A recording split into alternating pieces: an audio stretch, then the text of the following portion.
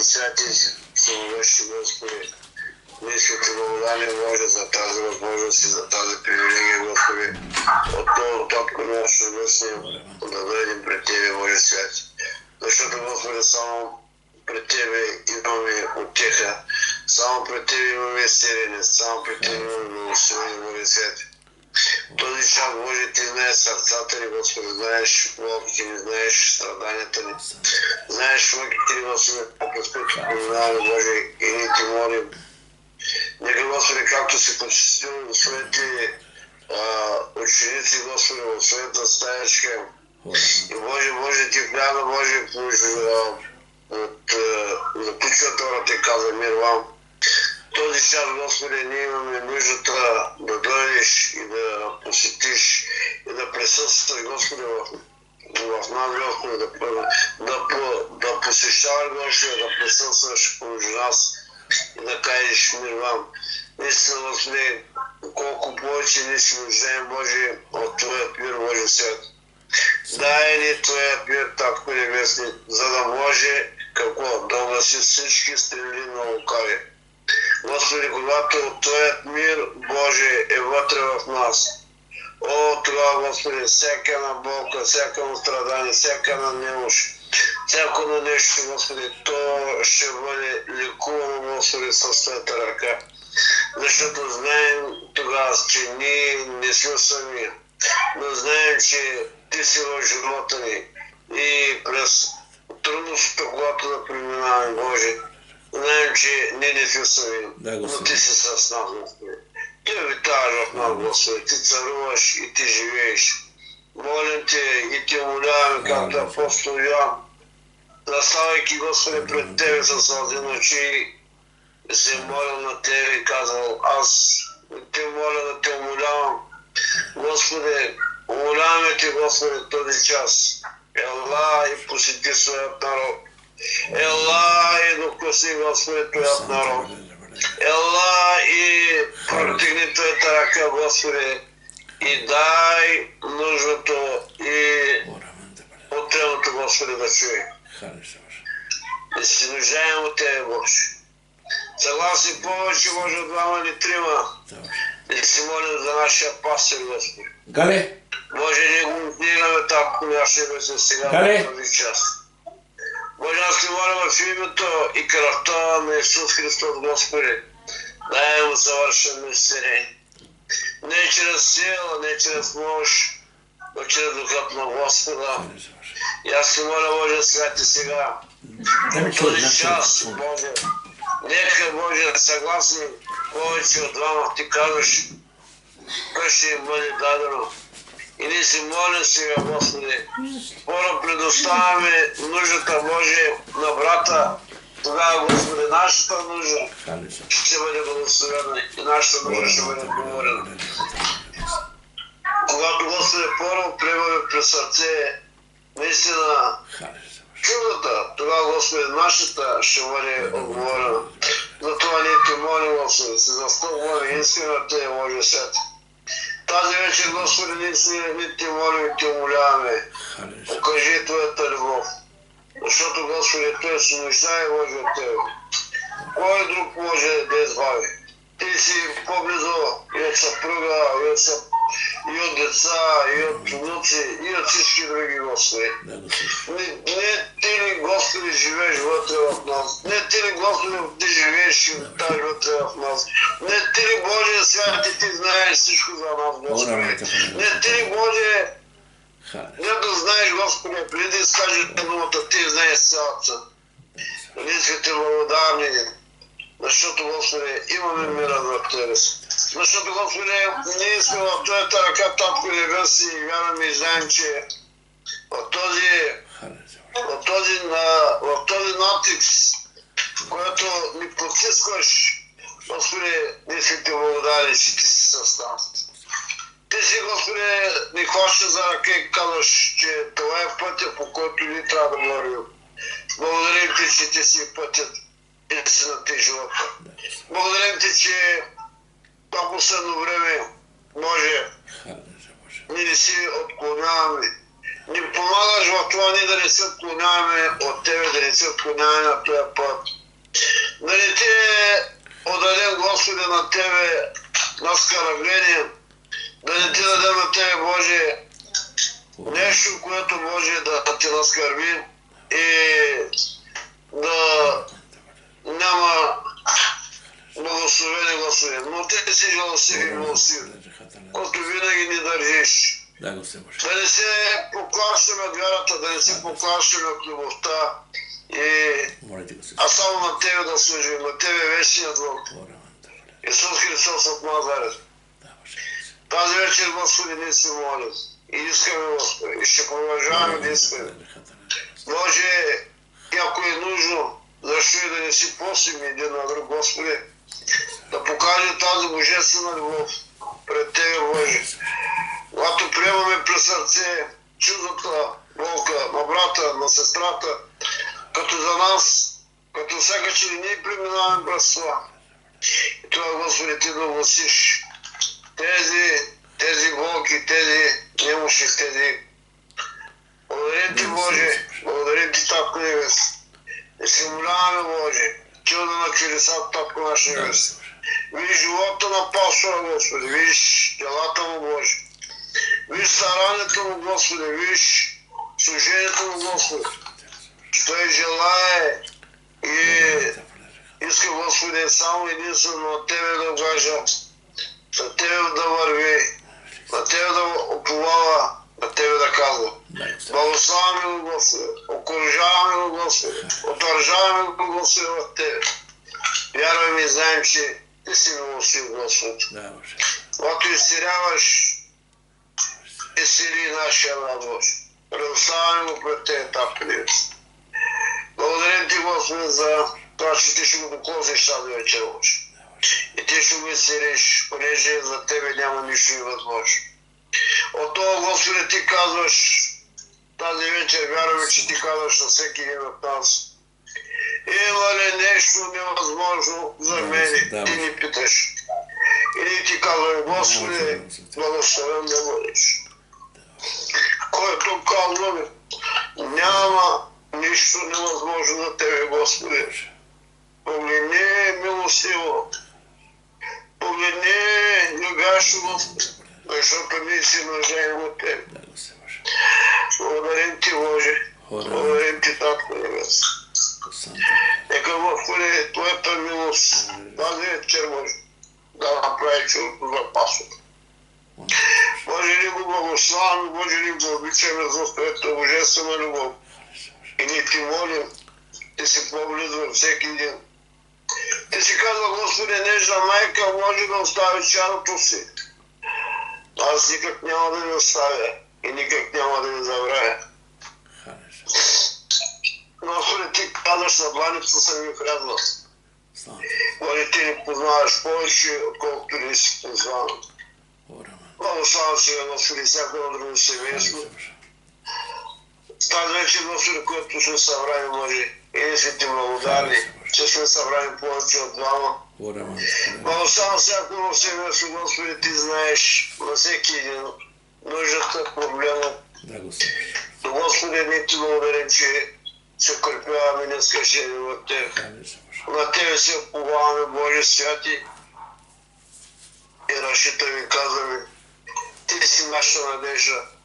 А Ти казва, всеки, който е повярвал в тази надежда, той няма да се посрами, а ще бъде избавен. Благослови и Словото Си тази вечер чрез пастора, чрез Твоя служител Божи. Уважи устата му, Боже святи, както като елей да излизат думите Господи от устата, а на нас, Боже, Твои сърцата ни, Боже, да приемем Твоите слова, защото те са дух и живот. Когато изговаряш живот тази вечер върху нуждите на моите брати и сестри. Ти изговаряш със своята воля и Ти казваш, ако поискате нещо според воля, той ще ви бъде дадено. За всичко ще бъде да и амин за всеки, който вярва. Господи, толкова за да Те припомним Господи, както казва и в Исаия 60 и 2 глава, 6 и 7 стих. Ние няма да спираме да викаме, докле не видим избавлението, Господи.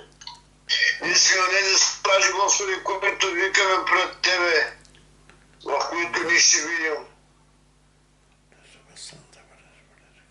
избавлението от Тебе. Видим това, за което не сме се молили, че има победа. Боже, благословено да е святото Име. Предаваме се от Тебе, Боже, сина Ти и за Твоята воля. Иди за да се молим, за да оцелем. Това е сърцевината на Твоето сърце. Това е любовта на Твоето сърце, Боже святи. В последно време дай ни да бъдем в силна вяра, дай ни да бъдем в силна любов. Като гледаме на Тебе, начинателя и съвършителя на нашата вяра. В името на Исус, Господи, не Ти благодарим. Амин, Боже. Амин. Алелуя. Брат Валю, помогите го, брат Валю, там ли, брат Валю? От Бургас. Благодарим Ти, Алелуя. Боже, Ти знаеш всяко едно сърце, Господи. Алелуя. Брат Валю, там? Да, тук сме, ето, да. Алелуя. Слава Тебе, Боже. Името на Исус. О, кръвта на Исус, раните на Исус. Слава на Тебе, Татко мой. Благодарим Ти, Господе Боже мой. Благодарим Ти за този свят ден. Благодарим, че тази Божия ръка беше върху нас, Господе Боже. Благоволение, сила, милост и благост ще ни следват, Господе Боже мой. Да благословиш всяка една душа. Тази вечер, Господи, да благословиш събирането ни, Господи Боже. Да благословиш Словото си, Господи, Татко нашия бесен. Да благословиш, да освободиш и да изцелиш нашия пастор. Благодарим Ти, Господи, Той е здрав, благословено, светено, чистен със своята свята драгоценна кръв, както и брати и сестрите, Господи Боже. На Тебе разчитам. В Твоето свято име се молим и вярваме, Господи, че ще направиш всичко това, което е угодно на Тебе, Татко нашия бесен. Милост и благо ще следва всеки един. Радост, мир и благодат, Господи Боже мой. Благодарим Ти, Господи. Благослови, Господи, пасторите, Господи, по целия свят. Нека да има радост и мир, нека, Господи, всички да бъдат благословени, светени и чистени със своята свята драгоценна кръв. О, Саралека Монто, благодарим Ти, Боже. И на управниците, Господи Боже мой, да дадеш мъдрост и разум, Господи Боже мой. О, Сака Монто, тук да има мир по целия свят, Господи Боже. Молим се за Израел, Господи, Палестина. Там да има радост и мир, Господи. Да спрат тези, Господи, войни. Господи, Русия, Украина и там да спрат, Господи Боже мой. О, да има мир и радост, Господи, да познаят Тебе, Господи, защото без Твоето знание нищо не става, няма да стане, Господи. Пази, Господи Боже мой, държавата ни, пази градовете ни, селата ни, Господи Боже мой. О, Сакамото, благодарим на Бога. Ти си нашия баща. Ти никак няма да ни оставиш и няма да ни забрави, Господи. Благодарим Те да бъдем слушатели, изпълнители на Божието Слово. Така ще имаме добър успех. И нека, Господи Боже, тази радост и тази милост да падне във всяка една душа, във всяко едно семейство, Господи Боже мой. Ти си нашия баща, който си грижи за нас. Твоята ръка, Господи, не се сила да върши чудеса и знамения. Благодаря на Бога за тази милост, която показваш към нас, Твоите Божи чела. Нека, Господи, всички отворят сърцата си, Господи, да Ти приемат, да хвалят и да издигат името Ти, Господи Боже мой. Благодарим Ти, Господи. Благослови всяка една душа сега. Оставяме всичко в Твоите ръце. Да бъдем, Господи, слушатели на това Божие Слово, което, Господи Боже, пастора ще ни проповядва, Господи Боже мой, да го приемем. За здраве, изцеление и за благословение. Благодарим Ти. Слава на нашия Господ. На Тебе отдаваме цялата слава, почти и величие. Благодарим Ти. Амин. Слава на Господа. Спейте какво ако обичате. Днеска темата ми ще бъде точно върху Евреи, 10 глава. Каза така, 36 стих. Защото ви е дружно търпение, тъй като извършите Божията воля, да получите обещаното. Защото ще твърде малко време ще дойде този, който има дори и ще се забави. А който е правилен пред мен, ще живее чрез вяра. Но ако се дръпне назад, няма да бъдем от душата ми. Ние обаче не сме от тези, които се дръпат назад, да се погубят, а от тези, които вярат и спасяват душата им. Днеска темата ми е, защото още твърде малко време и ще дойде този, който има дори. Наистина, всеки Словото Божие, гледаме много пъти, събития, които стават по лицето на земята, стават ето войни, стават земетресения, наводнения, бедствия. Виждаме наистина Словото се изпълнява, обаче днес ще говоря точно какво трябва нашето отношение към този свят, в който живеем. И наистина, защото това е едно предупреждение от нашия Бог, че Словото Божие. Яков 4 така, приятелство с света е вражда против Бога. Значи трябва да вземем, законът предупреждава. Ние понякога гледаме събитията, които стават около нас, обаче пропускаме неща, които в този свят могат да замънят погледа ни. В Римляни 13 глава казва така, защото спасението е по-близко от нас сега, отколкото когато първо повярвахме. Не, всеки да се повярва във времето преди години, обаче с времето стъпка в стъпка вървим напред. Спасението наистина наближава. Наближава времето, когато всеки от нас се среща с нашия Бог. И наистина трябва да пазим себе си.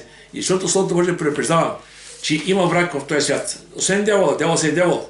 Врагът е този свят, който е срещу нас понякога. За жал, защо той казвам така? Защото света, князът на този свят се стана. И в този свят има изкушение. Има много неща, които на пръв поглед излизат много красиви. На същото време има много неща, които са наистина съблазняват хората и понякога хората се отклоняват от пътя Господен. Помните Исус, дявол като досегаш, кому каже, давам ти власт, царства, богатства, пари. И днес те дава същи неща. И за жал има християни, които тръгват към тези неща и по този начин пренебрегват Божия Слово и Господа. Семейство Исус, когато при него дойде един човек, му каза, Господи, ще снимам където да идиш. Той му каза, ти си има гнезда, не си снима тегорища, човешкия си няма где глава да посуне. А в Яков 4.4, тук Яков каза така, прелюбодей си. Не знае, че приятел света е вражда против Бога. И тъй, който иска да бъде приятел на света, става враг на Бога. Значи виждаме колко е важно. Този свят, в който живеем, това е място, през което преминаваме. Но не трябва да допускаме този свят да моделира и да наводи към себе си, ако мога да все повече да наводи към себе си. Ще кажа, защо света и днес ще замине, ще се погуби. И те, които са света, и те ще се погубят. На тези, които вярват в Господа, ще имат вечен живот. Този човек може да пази себе си от духа на този свят. Словото Божие казва, княза на този свят Сатана. Така че това е княза на този свят. Както има Бог, има и дявол, така има ангели, така има и демони. Ние си знаем, че Бог напази, но дявол идва да открадне. Словото Божие казва така, Йоанна 10, къде се да открадне, закони да погуби. Аз ще каза, аз дойдох да имате живот и той е забилен. Виждаме яркия контраст. И ние да убива, други да спасява. Това е нашия Бог. И трябва да пазим себе си. Сега, в Йоанна 12 глава, това са думи нашия Господ Христос, той каза така, 25 стих. Който обича живот си, ще го изгуби. А който мрази живот си на този свят, ще го запази вечен живот. Значи виждаме какво става. Защото понякога хората се преничат толкова много в този свят. Той да искам да му, да не искам. И тръгваме, който видим и не харесва. Искам да ма Словото Божие и къде се причи, Соломон каза така, както ада няма насита, така че още толкова няма сита. Така че трябва да пазим себе си тези неща. И не пазим Словото Божие, когато се говори за последното време, той предупреждаваше, помнете Лотовата жена. Вижте, искам да кажа някой съвсем както за Лотовата жена. Бог ги предупреди, Содом и Гомора ще изчезнат. Лот трябваше да вземе жена си, 2 сещери и двамата зетове, бъдещи зетове. Зетовете се подиграха, не може да чене това. И те много хора са казали, как да света също толкова милиони години, ще изчезне. Да, ще изчезне, разбира се. Защото Словото Божие каза, има ден първи, ще има ден последен. Този, който е казал ден първи, той каза и ден последен. Така че не трябва да разчитаме на този свят, в който живеем. Трябва да разчитаме на Божието Слово. И нещо, което е важно. Когато тръгнаха жената на Лот погина назад, защо? Имаше къщичка, сигурно имаше добитък около къщичката, имаше много неща, които те привличаха. Сърцето беше там. Тя се обърна и остана. Това, че вижте, така живеете, че нищо от този свят да няма причина да връща назад. Минавайте през тази земя, като Петър каза, като пришелци чужденци. Хора, които преминават. Истинският живот на християнина на нейната земя. Там е истинският живот. Словото Божие Филипяни казва така, защото нашето гражданство е на небесата, откъдето очакваме Спасителя Господ Христа. Така че трябва да пазим себе си. Сега, много хора казват, че вярват в Бога, но живеят така, като че той не съществува. Не, Бог е някъде. Разберете ме, никакъв си не казвам, че Бог е винаги навсякъде. Той винаги до нас, Той е с нас, Той е в нас, християните. Така че това никой трябва да забравяме. Ма няма, че през какво преминаваме, няма никакво значение това нещо. Той продължава да бъде с тебе. Продължава да бъде до тебе, продължава да те подкрепя, да те насърчава, да бъде с теб, да ти дава сили да продължиш напред. Това е нашия Бог. Сега, и искам да кажа така малко в Словото Божие, така да оставим относно последното време. И има много сили, които бъдат прочетено в Яков. Яков каза така, говори именно точно за последното време, времето, когато хората ще осъзнават, че да краят, обаче продължават да живеят според стандартите в този свят, това, което им харесва, разбира се. И за жалост ще има и християни от тях. И Словото Божие предупреждава. Яков 5 глава, от 1 до 8, ще прочета сега накратко. Дойдете сега вие, богати, плачете и не дайте препятствията, които върху вас. Интересна работа. Богати ще плачат. Що ще плачат си? Пише, какво става сега? Богатството ви издим и дрехите ви са изядени от молци. Златото ви, среброто ви, ръжаска. Ръжата им ще свидетелства против вас и ще поведе местата ви като огън. Вие сте събирали съкровища последни дни. Значи, тези хора не се оглеждат за времето, което живеят. Не осъзнават, че времето наближава. И вместо да трупат съкровища на небето, те трупат съкровищата на земя. И винаги, когато дойде време, когато дойдем при Бога, виждаме, че наистина много хора ще пропуснат вечността за жалост. Що? Защото погледът им от този свят. Фокусът им от този свят. И винаги това, което става за небето, те още не ги вълнува. И Словото Божие казва така, вие сте събили съкровища последни дни. Ето заплата на работниците, които са жални невитиви, откъдето ги лишихте. Викай, и викайте на жатварите ви, влязоха в община на Господа на силите. Вие живяхте на земята, разкошни на скъсото, угодихте сърцата си като ден на клане. И тъй, братя, останете твърди до Господното пришествие.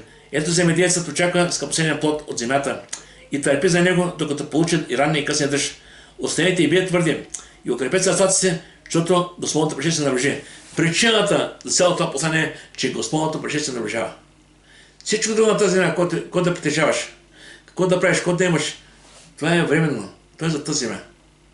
Така че не те помните в Стария Завет, когато израелтяните, Бог им даде манна. Им каза, събери толкова, колкото и трябва. Който е малко хора около себе си, семейството толкова да събере. И да се каза, последния никой да не събере повече. Събере за стария само, на крайна семейства. Обаче имаш хора, които окомеха, събираха повече и до другия свят всичко се мирисваше. Ставаше се хвърляне. Ще към тези неща. Трябва да се научим да се покараем на Господа. Да не лакомем за този свят. А да знаем, че не този свят е нашия снабдител, а Бог е нашия снабдител. Така че трябва да очакваме от Господа. Той е добър. Сега, и когато Бог каза, дойдете ви богатите, сега ви Бог не се интересува от богатството, а от нашето отношение към като притежаваме. Ще кажа защо? В небето няма бъдат само бедняци. Там ще има и хора, които ще бъдат богати сигурно. Обаче въпросът е такъв, че човек не трябва пога да поставя богатството, притежанията преди Господа. Защото ще казва, защо има хора, които казват, аз съм Бог, аз имам пари, имам хотели, имам ресторанти, кой съм аз? Вижте, помните Соломон в притчи казва така, 30 глава, Боже, де неща ще пускам от тебе, не ме лишавай, преди да си до този свят.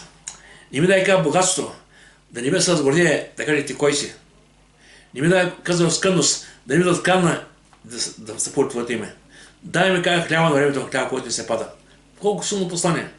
Това каза най-мъдрият, най-богатият цар.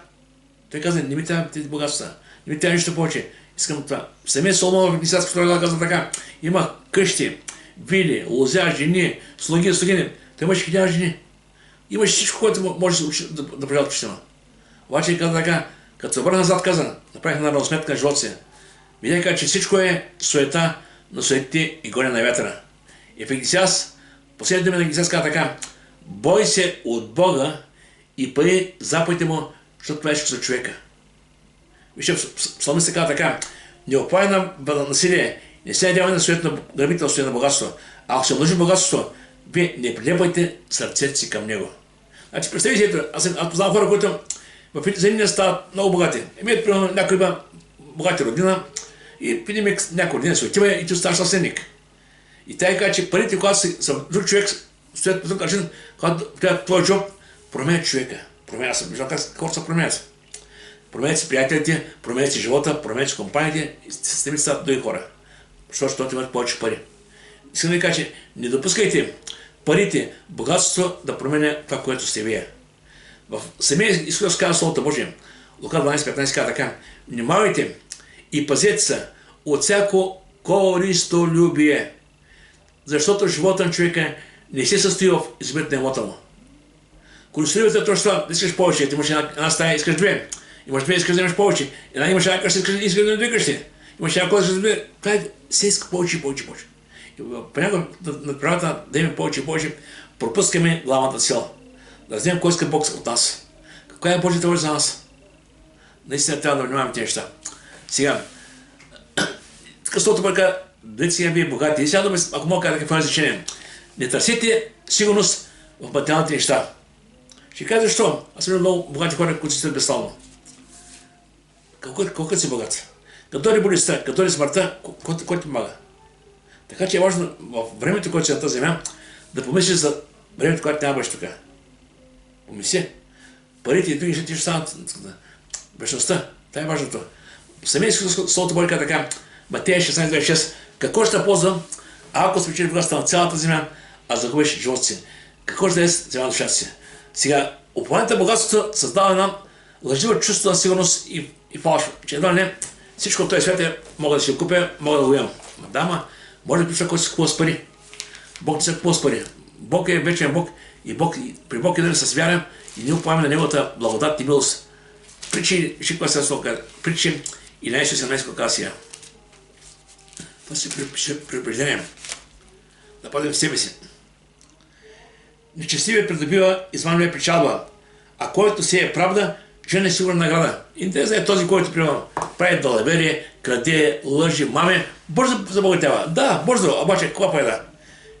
И не както Словото Божие, както правилата изчезва, така че неща няма да го има. Това е Словото Божие. Така че трябва да внимаваме, никога да не даваме себе си сърцето на живота, който ни предлага дявола, ако мога така. Само Словото ни предупреждава, каза така, че наистина трябва да внимаваме, да четем Словото Божие. Словото Божие каза, чрез Филипяни, апостол Павел, да бъдем доволни в състоянието, което се намираме. Знаем, че Бог е добър и Бог няма да остане, Бог се погрижи за нас. В Лука 6:24 казва така. Лука 6:24. Но горко вам на вас богатите, що се приели вече от тягата си. Сега дома. Понякога човек се отрешава, че има богатство, живее разкошен живот, никой не се отвига кой прави около него, как живее, какво вълнува. Не, той е добре. И сега дома така да прави живота. Яш, пи, весели са купони. И това е техния живот. Всичко свършва до смъртта. Обаче, един където при Бога ще разберат колко са пропуснали. Пропуснали са вечността. Що? Защото са ламтяли за този свят. А Господ каза на богатия младеж, помни какво му каза? Иди прави всичко, що имаш, раздани бедните, ще имаш съкровище на небето. На Бог му трябваше упованието в сърцето, не парите му. Но тогава какво прави човека? Обърна се и страна. Така че е важно и сега да не допускаме богатството да променя нашето отношение към Бога, към хората и въобще към живота в този свят. Винаги Бог трябва да бъде на първо място в нашия живот. Винаги Бог. И който става около нас с нас, може да има момент, когато чиме, може да има момент, когато да нямаме. Какъв е проблема? Но знаем, че Бог няма да остави. Псалом 37:25 казва така. Млад бях, остарях, не видях праведния оставен, нито потомство му да проси хляб. Това каза Бог. Бог винаги има грижа за своите деца. И важното е за нас, вижте, да имаме правилно отношение към света, в който живеем. Вижте сега, тук чел съм много пъти, ти си пак ще прочита. Това са предупреждения от Господ, лично от Господа. Не дейте събира съкровища на земята, където болести и ръжа ги изяждат, където крадци подклад крадат, но съберете съкровища на небето. Това е интересно. Как съберем съкровища на небето? Дето ни болезни ни ръжа ги изяжда, и дето крадци не подклад, дето крадат, защото където е съкровище, там ще бъде и сърцето ти. Виждаме какво става. Сега представете си, имате към 1 милион. Поставяте в банката и всеки се интересува как са лихвите, как този вашия милион расте, става повече. Всеки първата е работа, като пускате телевизията да видиш как са лихвите, доколкото да бъдеш уверен, че твоите пари растат. Твой ум, твой сърце сам, банката. Но ако твоето сърце Ако твоите богатства в небето, за какво ще мислиш? Слиш там, кое има Бог за тебе. В Словото Божие в Колосяни 3 века така, мислете за горното, а не за земното, защото земното е временно, а горното е вечно. Това наистина трябва нашата вяра и нашето упование. Вижте сега, ще прочета него сега още в Йов 13, 27 казва така, Йов 13, 27.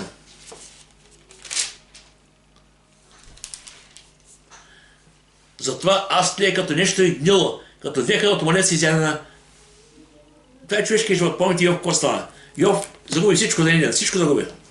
Нека аз кажа, тлее, заминавам. Йов беше богат човек, праведен, имаше много неща, синове, дъщери, семейство, загуби всичко. И после, когато наистина отново се развърна към Бога, се развърна с Бога, имаше и приятели, които бяха много големи приятели, ако мога да така. След това Бог наистина започна да общува с него и после Йов беше благословен. Имаше много деца, имаше много повече, всичко това, което е имал. Но въпросът е наистина, какво се да кажа, не дейте уповава на този свят. Ще кажа, защо много пъти в този свят хората са определят своето духовенство, доколко са достигнали висота, според това, което притежават. И като виждам човека, той е много духовен, защо? Има голяма къща. Може е много духовен, защото има голяма кола. Чакай. Богаташ е Лазар. Богаташ беше богат, ама в този свят. Лазар беше в Окария, ама беше богат с Господа. Така знаете, живота какво стана? Лазар при Господа, богаташ хвада. Ама що? Защото богаташ никой не се пита къде ще бъде един ден. Така че, живота да вземе време, в което човек се подготвя, защото се подготвя се. И това е много, не трябва да се пропускат на това време. Сега, така Словото Божие каза, вие сте събрали за кой ще последни дни. Това е време за покаяние, време на освещение, време, в което трябва да се променим, да чакаме Господа, а тези хора са фокусирани върху богатствата. Искат трябва да правят, трябва да има стрит, трябва да финят, когато Господ идва и виж, няма нищо не става това богатство. И него няма семея. И това е едно препреждение. И сега, той казва така, вие живяхте разкошно и разпуснато. Не трябва ухолството, лукса да бъде фикс идея на християните, разберете ме. Има хора, аз познавам хора, които са обичат така наистина. Има такива църкви, общества, където са само богати, само успели, преуспели хора. Те са най-голямата работа. Внимавайте. Търсите Господа и усетите врагата на Господа всичко. Вижте в Йов, отново ще върна към Йов. Йов 21.13 казва така. Йов 21.13. Само секунда. Така. Прекарат дните си в благополучие и замитите след гроба. Интересна работа. Както гледаш, така дек път ето така минава този човек. Много успял, много успешен човек. Се върня, той се мина, няма вече го няма. Какво стана? Къде е неговото благополучие? Къде са неговите успехи? Къде са парите? Къде е богатството? И жалко е, когато и християни мислят по този начин. Всяко, който притежаваш, това да прави по-велик. Не, това да прави по-жалък. Защото не осъзнаваш, че Бог допуска научно около тебе, но сърцето ти трябва да се прилепа към този свят. Кажеш, Господи, всичко е в Твоите ръце.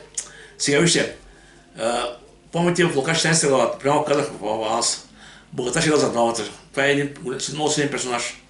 Богаташ е всеки ден живееше ден за ден. Купони, веселие, нови дрехи. Като всеки един човек, който наистина има богатство. Не се вълнуваше от нищо. А Лазар, бедняк Лазар стоеше там и чакаше някой да го храни. Още повече беше и болен. Но въпреки това Бог не го остави него. И не, когато свършиш всичко, видяй ми кой къде отиде. Защото важно е не това, което притежаваш. Важно е кой те притежава тебе. Това е важно, разбираме. Кой е тук? Сърцето къде е? Богатството е свет и тук Господ царува. Това е много важно. Сега, самият апостол Павел предупреждава в Тимотей. И знаете, това е много важно. Тези стихове имат сила и както преди 2000 години, така имат сила и днес. Някой казва, ама сега живеем в друго време. Няма че не. Времето може да е друго, Бог е същия. Словото е също. Ето казва така, вижте. Четем сега. Тимотей. 5 глава, 5 и 6 сега така. Само секунда. Не, 6 глава. 6 глава, 6 и 7 си надолу. А благошествие с задоволствие е голяма печалба. Значи, да следваш Господа и да бъдеш доволен от това, че имаш вечен живот. А не да търсиш Бога за нещо, едва не. Кой ще изкараме от къде? Ще има някаква кирия, ако мога да. Не. Вярата в Бога не търсите нищо повече, освен вечен живот. Бог няма да остави, няма да забрави, но целта на Бога е човек да спаси душата си. Това е целта. Всичко друго е вече второстепенно. Каза така, защото нищо не се влезе в система, нито може да си нещо. Ако те им прехрана облекло, те ще бъдат доволни. Даже в другия превод каза така, прехрана, облекло и покрив. Това са трите неща, които Бог каза. Прехрана, облекло и покрив. Това са важните неща за човека. Всичко друго е лукс, ухолство. Можеш без него. Мога с кола, мога и без кола.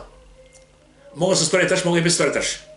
Мога и с втора къща, мога и без втора къща. Значи, не трябва да поставим материалните неща като фикс идея да ги имаме непременно. И тук продължава така. Ако ти моментът за обогатяване, падат в изкушение и в примки и много глупави вредни страсти, които потъпят човеци в разумение и погибел. Защото сърбрията е корен на всякакви злини, към които стремяха някои, те се отстреляха от вярата и пронесаха себе си с много скърби. Това е предупреждението. Да виждаме сега къде е изходният път. Апостол Павел казва така, но ти, човече Божий, бягай от тези неща. Не следвай правдата. И следвай правдата, благочестието, вярата, любовта, търпението, кротостта. Виждаме тук, апостол Павел казва да следваме духовните неща. Промените, които Бог трябва да прави в живота. Характера, това, което е духовното. Това е по-важното. Самият апостол Павел, знаете, в Коринтите много ясно казва, аз не се обесърчавам, Божия човек може да пие, вътрешника всеки се подновява. Така че е важно да се това, което става в нас. И едно от приближенията за последното време точно там, защото там би Бог сега. Имам чисто материализъм. Лука 21 ще така. Но внимавайте на себе си. Да не би да дадете сърцата ви от прияждане, пиянство, житейски грижи и постигне он ден внезапно като примка. Защото това ще дойде върху всички, които живеят по земята. Значи, това, което предстои да става в целия свят, ще дойде върху всички. Да внимаваме как стоим пред Господа. Да видим, когато Бог говори за последно ми каза, бдете, пазете се, внимавайте. Трябва да внимаваме. Да, нищо им имате за записане визата, но трябва да внимаваме как живеем, как се обхождаме. Това е важно. Защото Божие дете живее като Божие дете. Не може да бъдеш Божие дете, а да живееш като човек на греха. Значи трябва да пазим себе си тези неща. Сега, искам още малко да кажем. Словото Божие каза, останете твърди до Господното пришествие. Твърдостта е нещо важно. В другия превод каза дълготърпеливи.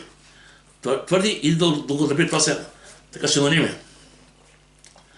И тук дава една като притча. Земеделецът очаква скъпсия плод от земята и търпи за него, докато получи и ранния и късен дъжд. Вижте, сега всеки от нас живот се е сял по нещо. Не може да всеш едно семе и от другия да чакаш да проникнеш и да има плод. Ето, посяваш го, поливаш го, чакаш го, почва да излиза крепко, чака своето време и дъждът и слънцето, пак го поливаш, докато стане голямо дърво и даде плода си. Така е наистина. Бог иска наистина да чакаме Господа. Ще ви кажа, защо понякога искаме, всичко става някакси много бързо. Сега има хора, които знам, искат дарби, има хора, които искат други неща от Бога. Божието нещо... Чакай. На Божието време всичко иде от Бога. На Божието време. Така че, земеделцът е пример наистина за това, как трябва да има истинско дълготърпение. Вижте, ще почнем, ако се оставя завет първо. Еремия 5.24 каза така. Еремия 5.24.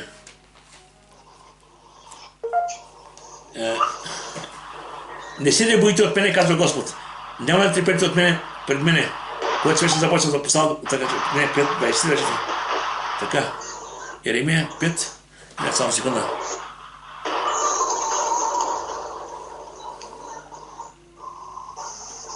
Да, не казвай сърцето си, нека се молим от Господа, нашия Бог, който дава ранния и късния дъжд на времето му, който пази за нас определените седмици на жертвата. Значи, има много сигурни обстоятелства, които мога да цитирам. Наистина, Бог е този, който дава и ранния и късния дъжд. Бог е този, който дава подходящо време. Кирчев, микрофона, коле, микрофон скакваш. Слава да бъде на Господа. И Словото Божие каза да укрепим сърцата си. Това е много важно. Защото ще сърцата ми? Колео, микрофона, Колео. Сега. Айде. Словото Божие каза да укрепим сърцата си. Сега ще кажа нещо с сърцата. Не е здравето, сърцата. Сега ще кажа защо. Не, че не е важно здравето, но тук става дума нещо друго. Тук става дума именно за вярата ни. В сърцето е място, където обитава вярата. Това е нашия вътрешен човек. И Словото Божие казва така, защото сърце вяра човек се оправдава. И с това прави се спасява. Значи трябва да се укрепяваме сърцата си. Ще ви кажа защо. Понякога човек пък когато преминава през лични изпитания, скърби, болест, страдания, идва дявола и казва, какво става, бе? Нали си Божие дете? Нали Бог е твоя баща? Ти си Божий син, Божие дете в неща. Защо става това с тебе? И ти като няма какво да му отговориш, идва ти вече върху тебе лъжи мисли. Знаете, че ви сте Божие дете. Каквото става с нас около вас, вие продължавате да вярвате в Господа. Продължавайте да следвате Господа, така че не се обесърчавайте, не се принфите в тези неща. А напротив, трябва да се твърде вярата. И сега, защо е важно сърцето, вижте? Въпреки, че казва така, повече от всичко, защо пазиш, пъй сърцето си, защото от него се изводите на живота, сърцето. Има нещо, което е важно, вижте. Понякога, имайки безпокойства, болести, неприятности и други изпитания, Словото Божие ни казва така, сърцето трябва да бъде укрепено в вярата. Не трябва да се подава. После казва, вижте, в Филипяни, защото казва така, вашата кротост да бъде позната на всички човеци. Господ е близо. Не се безпокойте за нищо, но всяко нещо с молитвена молба, изказвайте причината си на Бога с благодарение. И Божият мир, който никому не може да схване, ще пази сърцата ви и мисли в себе си. Божият мир. Много се казва, когато има безпокойство, когато има притеснение, когато има съмнение, неверие, сърцето почва да охладнява. Почва да го човек губи мира си. Помните, когато имаше много, когато Петър видимо се усъмни, почна да потъва. Той каза, къде си маловерец, какво става с тебе? Вярата не трябва да бъде на мечта, разберете ме. Не трябва да допускаме това, което става около нас, да променя нашето отношение спрямо в Господа. Не напразно Словото Божие, Лука 8, сами се казва така, когато е човешкият син, ще се намери вяра на земята. Вяра, не вярващи. Вярващи много. Вяра. Вяра, която наистина да бъде спасителна вяра. Защото вижте, в Яков каза, без свет и вярата те перят. Значи, тук говорим наистина вяра, която се... И относно това, че Бог няма да остави. В Евреи 35 така. В Евреи 13:5 тук дава съпоставка света, в който живеем и това, което Бог обещава. И тук Словото Божие казва, вижте казва сега. Не се принчите в сребролюбието, за да доверяете това, що имате. Защото сам Бог е рекал, никак нямате да оставя и никак нямате да забравя. Слава да бъде на Господа. Вижте, какво обещане. Това, което иска от нас Бог, вижте, да не представяме да събереме колкото времето наближава. Това е важно. Но някой казва, че не има толкова много неща. Да, вижте, погледнете, първата църква. Събираха се всеки ден. Всеки ден те не лежаха цял ден. Те работиха, правиха много неща, но имаха време, в което се събират заедно. Да се молят, да общуват, да прибудат. Това не трябва да се отдалечава тези неща. Вижте, Евреи 10:25 казва така. Като не представим да се събираме заедно, защото някои имат обичай да представят, а се обещава един друг толкова повече, колкото виждаш и ден наближава. Слава да бъде на Господа. И винаги искам да кажа, винаги модел за църква не е това, което става някъде, където има много неща, които стават шоута, спектакли, прави различни тържества с цел приучи на повече хора. Ама вижте, сега ще ви кажа, този, който вярваш, ще дойде при Господа, човек Словото Божие. Няма да си нещо физично. Словото Божие, че първата църква събираха и те постоянно стаха в починението на апостолите, в общението, преdomинанта хляба и молитвите. Това беше общението, молитвата, Словото, пребъдването в Господа. Това продължава и днес в църквата. И какво ставаше? Всеки им прекараха единочно храна и разшпа хляб по къщи и приемаха храна с радост през сърдище. Като хваляха Бога и печеляха благодат на всички люди, а Господ всеки им прибавяше към църквата. Това е начинът. Общуваме, прибъдаме, а Бог е този, който прибавя. Слава да бъде на Господа. И не напразно ще се казва Словото Божие. Матея 18:20. Там, къде са събрани двама и трима, в моите име, там съм аз по света с моето присъствие. Няма друго място. Двама, трима, петима, понякога не търсим големите събрания. Търсите Бога, търсите брата, търсите сестрата. Що към брат, сестра? Защото вижте, когато човек е голямо събрание, хубаво весело е там.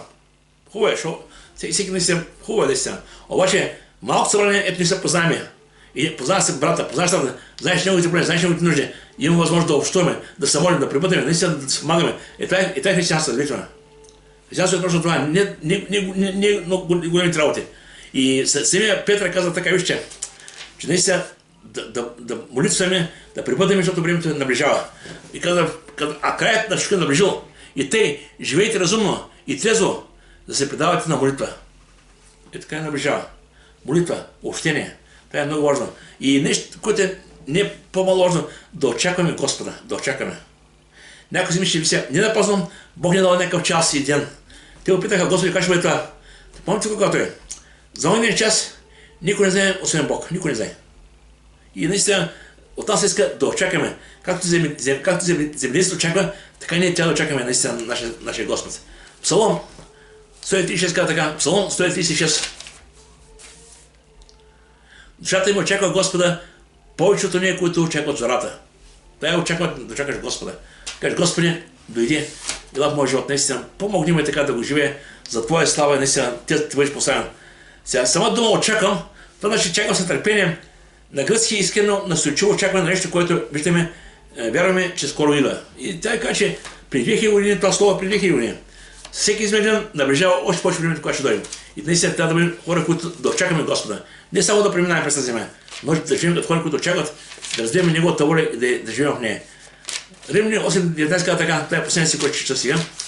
Римляни 8.19 казва така, защото съзнанието със трудно очакване ожида за откриването ни като Божии синове. Сега дума, през който да преминаваме, това не трябва да притеснява. Трябва да притеснява както си пред Господа. Защото ние ставаме пред Него. Дали живота, който го живее, дали е угоден на Господа, дали Бог наистина иска да бъда това състояние, в което съм. Сега, има някои неща, които искам да кажа за тази история. Първо, натрупване на богатствата не трябва да бъде фикс идея. Това е страшно. Страшно е, когато фокусът в богатството. Второ, натрупване на богатство за сметка на хората. Има хора, които обичат хората, около тях да работят, да не правят пари, те само да богатеят. Това е страшно пак. Словото Божие казва. И Яков изобличава различен живот. Значи живот, който е в холство, в лукс, нищо ти покажеш. Караш така. Това е живота, я шпи. Това е опасно. И нещо, което не е нарочно, не е посилно. Трябва да бъдем и да останем твърди и търпеливи до Господното пришествие. Твърди и търпеливи. Сега, това е едно слово като предупреждение. Вижте, Евреи 9.28. Че Господ ще дойде скоро. И той ще дойде, няма да има време да проповяда пак да получава. Ще дойде, ще вземе само тези, които са негови. Евреи 9.28 казва така. Така Христос, като бе принесе веднъж за спасение греховете на мнозина, ще се яви втори път, без да има род с грях, за спасението на тези, които го очакват. Той ще дойде, ще вземе своите си и заминава. Така че Бог да благослови и да бъдем наистина, да останем верни. Да не оставим този свят, всичко това, което става в този свят, да намоделираме, да кажем, Господи, искам да бъдем с Тебе и при Тебе. Певим се молих, нека да бъдеш да се Божия слава. Амин. Амин.